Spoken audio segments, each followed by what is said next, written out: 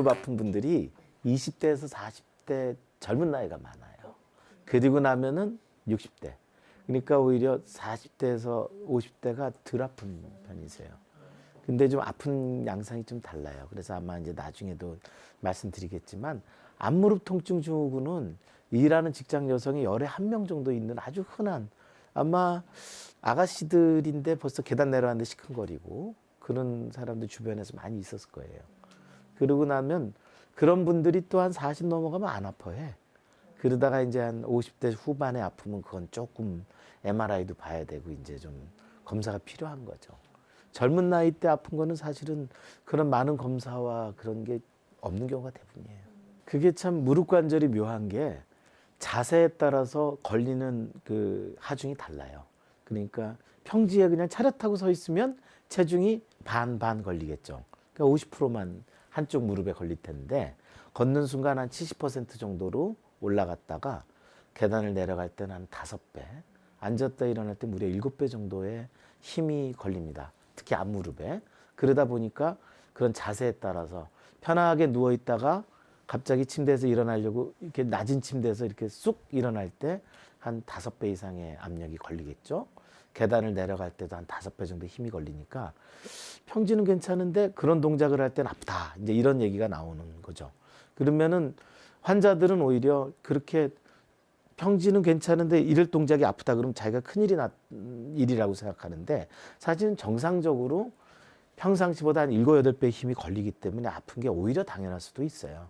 그래서 조금 무릎 통증이 있는 분들은 흔하게 그렇게 아파합니다. 그래서 그게 아주 특정한 어떤 문제를 얘기하는 건 아니고요. 무릎 통증은 원래 그런 거다. 이제 그리고 그러다 보니까 이제 아주 오래 쪼그려 앉아 있으면 압력이 이제 계속 증가돼 있거든요. 그래서 일단 영어로도 무릎 아픈 통증 중에 그런 시네마 사인이라고 있어요. 옛날에는 이제 극장이 다 좁아가지고 이렇게 무릎을 쪼그리고 앉아서 2시간 영화를 보고 일어나면 아파가지고 일어나지 못하는 거야. 그래서 영화 한 편을 보면 무릎이 아프다 해서 시네마 사인이라는 그런 게 이제 별명도 붙어 있는데 실제로 저희가 정형외과 의사들이 시네마 사인이라는 말을 씁니다. 쪼그려 앉아 있으면 통증이 온다. 이제 그렇게 하는 거고요. 요새는 좀 극장이 좀 좋아져서 좀 편해 있지만 운전 오래 하신 분들 2시간 이상 운전하시는 분 이렇게 그 크러치의 반대편 쪽에 통증을 느낄 때 시네마 사인이라는 그 표현을 쓸 수가 있습니다. 그래서 항상 수시로 자세를 좀 바꿔주셔야 됩니다. 그래서 차렷 자세보다 열중샷 자세가 좋은 거죠. 그게 이제 여성분 같이 여성분이 힐을 신고 의전을 할 때처럼 탁 서 있는 자세로 한 5cm에서 7cm 정도 힐을 신을 때 앞에 걸리는 하중이 차렷 자세로 있을 때 7배 정도가 걸린다고 그래요. 그래서 일단 그런 굽 높은 신발을 신고 무언가 자기가 어떤 뭐 직장 생활을 할 때는 수시로 조금 풀어주고 자세를 바꿔주거나 약간 발받침대에다가 다리를 올려놓는다든지 신발을 적극적으로 평평한 걸로 바꿔 신을 수 있다면 자꾸 이제 수시로 이제 1시간에 좀 자세를 바꿔주는 게 요령이고요. 운전도 이렇게 한 자세로 오래 있지 않게끔 자꾸 다리를 풀어주는 그런 습관이 좋은 습관인 겁니다. 네. 그게 굉장히 중요하죠. 사실은 우리가 수업을 왜 50분 하고 10분 쉬냐면은 50분 이상 집중할 수가 없기 때문에 그렇거든요. 그런데 그게 바쁜 직장인들이 특히 사무직에 앉아가지고 이제 이런 컴퓨터 작업을 할 때 보통 2-3시간이 훌쩍 가고 그렇게 되거든요. 그래서 이제 VDT 증후군이다, 경계현안 증후군이다 이런 게 생기죠. 컴퓨터를 바라보면서 그 자판을 두들기고 무릎은 보통 긴장을 하니까 쪼그려 앉게 되면은 뭐 목서부터 무릎까지 다 아프거든요. MRI나 무슨 특수검사를 하면 아무런 문제가 없지만 이 환자는 아파가지고 직장 생활을 못해요. 일본에서 이제 그런 그 직업병이 이제 인정이 된 다음에 그런 환자들이 많이 생기니까 한 그 회사가 했는데 55분을 일을 하고 5분 동안 사내 방송을 틀고 릴렉스를 하고 차를 마시게 했더니 경견한 증후군, VDT 증후군이 3분의 1로 줄었다는 그런 보고가 있습니다. 그래서 적어도 일하는 직장에서도 내가 이제 그런 컴퓨터나 사무직에 있는 분들이 한 시간에 한 5분 내지 10분 정도를 조금 쉴 수 있는 시간을 좀 갖고 자세를 좀 풀었다가 다시 일을 하시면 그런 만성 통증을 좀 많이 해결할 수 있지 않을까 그렇게 생각하고 있습니다. 뭐 다리를 꼬은 자세 자체가 그렇게 나쁘진 않은데요. 이제 다리를 꼬을 때 한 다리를 이렇게 90도 이상 구부리는 게 더 나쁘죠. 쪼그리는 자세를 하거나 책상에서도 이제 앞바다리처럼 책상 위에다가 쪼그리는 자세를 하는 거는 오래 하시지 않는 게 좋겠고요. 그냥 한 5분 내지 10분 정도면 스트레칭 할 수 있으니까 시원한 느낌도 있거든요. 그런데 그 자세로 이제 1시간 이상 쪼그린 자세를 이제 요가, 앞바다리 뭐 이런 걸 오래 하면 압력은 증가됩니다. 그래서 통증의 원인이 될 수 있죠. 무릎이 아픈 이유는 뭐 수백 가지가 있을 수가 있죠. 근데 그 중에서 정말 수술이 필요한 중병이 있는데 무릎 아픈 사람의 10%도 그런 중병은 아닐 거고요. 무릎이 아픈 이유는 아까 말한 대로 굉장히 다양할 수가 있습니다. 특히 이제 우리가 그래서 그렇게 크게 심각하지도 않은데 무릎이 아픈, 특히 앞무릎이 아프면서 계단 내려갈 때 시큰거리고 앉았다 일어날 때 좀 통증이 오는 이런 대부분의 병들을 모아서 앞무릎 통증 증후군이다 이런 말을 써요.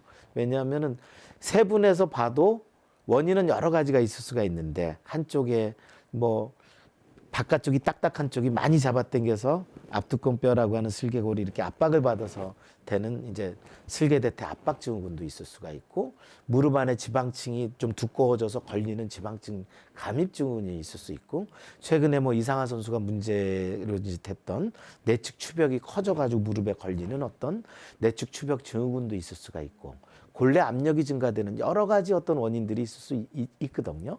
그렇지만은 그런 것들이 또 한 가지 원인이 아니라 두세 가지가 복합돼서 통증을 만들기도 하고 대부분의 그런 통증은 수술이 필요하지 않고 그 치료 자체가 생활 습관을 잘 개선하고 운동을 잘 하면은 극복될 수 있기 때문에 굳이 이거를 너무나 그 세분화된 질병으로 자꾸 세분화시켜서 고가 검사를 하지 말고 그런 일반적인 어떤 통증을 통틀어서 앞무릎 통증 증후군이라고 말하는 게 오히려 좀 개념상 편하다.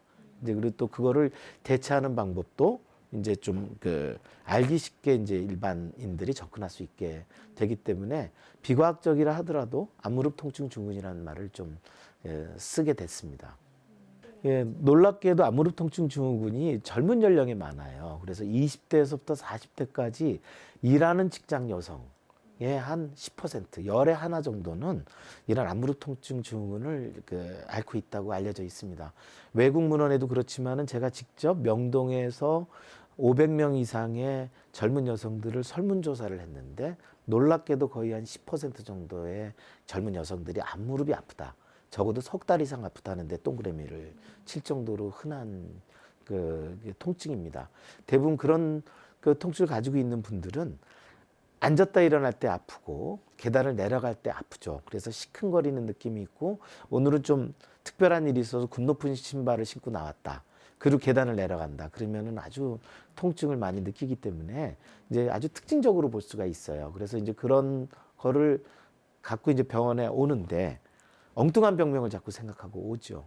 그래서 뭐 어디가 찢어진 거 아닐까? 깨진 거 아닐까? 그런데 사실은 계단 내려갈 때 아프거나 앉았다 일어날 때 아픈 경우는 체중의 5배 이상의 힘이 앞무릎에 가해졌을 때 그걸 견디지 못하는 일반적인 증상을 통틀어서 얘기합니다. 그중에는 심각한 병도 있겠죠, 당연히. 심각한 병 때문에 근력이 떨어져서 아플 수도 있겠지만 앞무릎 통증 증후군이라고 하는 그런 통증, 만성 통증 자체가 그런 증상을 만드는 거죠. 달리기를 시속 8km 이상으로 할 경우가 계단 내려갈 때 정도 체중의 5배 힘이 걸립니다. 그러니까 마라톤은 42km를 거의 사실은 일정한 속도로 그 체중의 5배를 견뎌내야 되는 운동이기 때문에 그걸 이제 보통 일반 아마추어가 한 4시간에 한다고 할 때는 그 비슷한 정도가 등산하고 비슷하겠죠. 4시간 정도의 등산과 비슷한 정도의 무릎 압력을 견뎌내야 되는 거죠.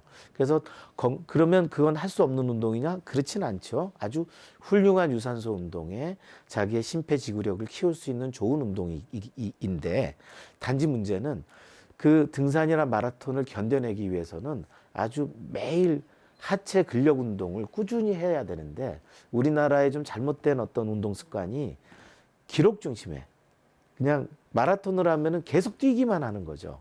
그럼 언젠가는 그런 통증을 이겨내지 못해서 마라톤을 그만두게 됩니다. 그래서 그런 제가 꼭 권고 드리고 싶은 거는 등산과 마라톤이 나쁘다기보다는 무릎 부담이 꽤 있는 운동 종목이기 때문에 그런 운동을 즐기기 위해서는 상당히 일정한 그 하체 근력 운동을 꾸준히 해주셔야 즐겁게 운동을 할 수 있다는 거를 알아주셨으면 좋겠고, 그런 운동 과정에서 통증이 올 때 운동을 포기하기보다는 양을 줄이고 조절해 나가면 얼마든지 건강하게 운동할 수 있다는 걸 알아두셨으면 좋겠습니다.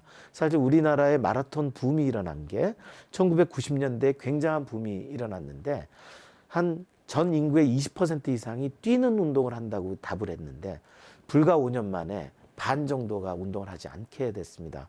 그 이유를 알아봤더니 운동 중에 당한 여러 가지 통증과 부상으로 그러니까 오래 달리기를 포기하게 된 인구가 그만큼 많이 있었던 경우고, 잘못된 운동 습관의 아주 대표적인 사례이거든요. 그래서 이제 그 등산과 마라톤은 건강하게 준비해서 할 때는 아주 좋은 운동인데 그런 하체 근력 운동이 필요하다. 이제 그런 걸 좀 알아두셨으면 좋겠습니다.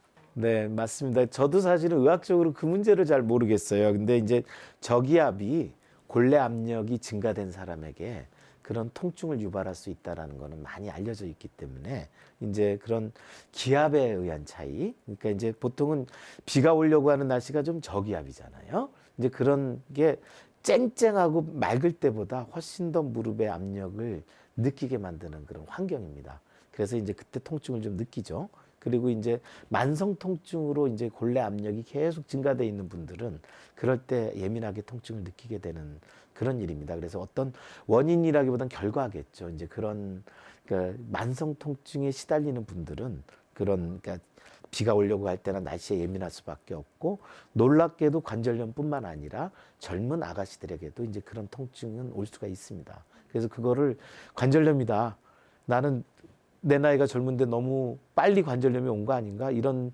그 건강 염려나 우울증에 빠질 필요는 없는 거죠. 그냥 그건 만성 통증이 있기 때문에 오는 증상입니다. 예, 무릎 통증이 있으시다고 다 큰 병은 아닙니다. 거의 대부분의 병들은, 대부분의 무릎 통증은 생활 속에서 흔히 일어날 수 있는 일이고, 그런 일은 꼭 나이가 드신 관절염뿐만 아니라 젊은 분들에게도 일어날 수 있기 때문에 너무 무릎 통증에 대해서 두려워하지 마셨으면 좋겠습니다. 그리고 병원에 가시게 된다면 자기 몸에 솔직하셨으면 좋겠습니다.